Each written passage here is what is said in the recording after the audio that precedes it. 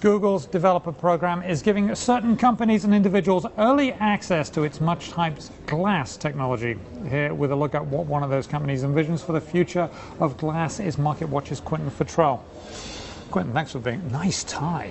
Thanks.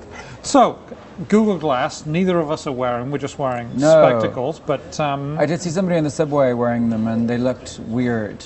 They do look weird, but tell us about who envisaged a different... Yes, Fidelity Investments, the Fidelity Labs people have developed this, what they call a card. It's a virtual, think of it like a virtual postcard. Remember those old machines you used to have as a kid where you could see pictures? In 3D, yes, I remember those, yes. Sort of like that, except it's a roll call of information that attaches to your Google Glass.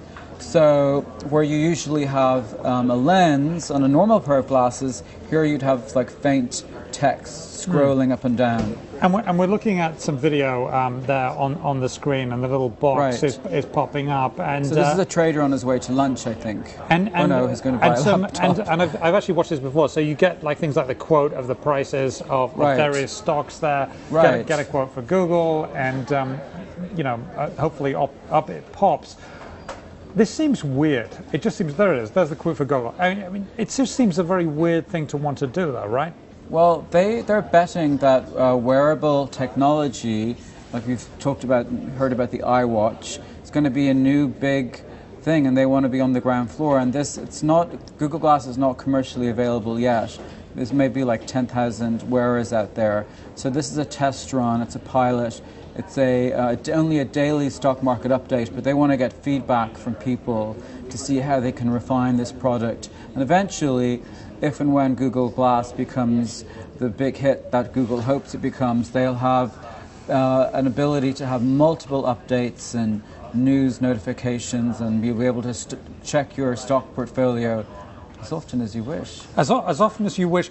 Now, one of the things you mentioned in your story is that some places, like some cafes, have said, no, Google Glass banned, not allowed. Reminds me of when I was a kid. You remember the Casio watches with the calculators on them, and school would say, well, you can't have those on your wrist during the exam, right? So they didn't like that. And in fact, they ended up being right, because no one wears a watch now.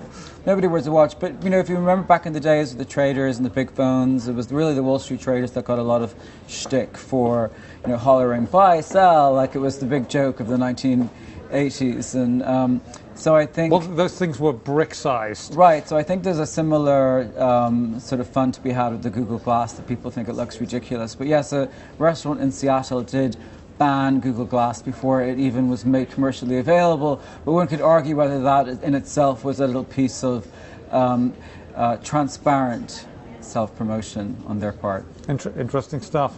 Always a pleasure. Quentin Futrell, MarketWatch.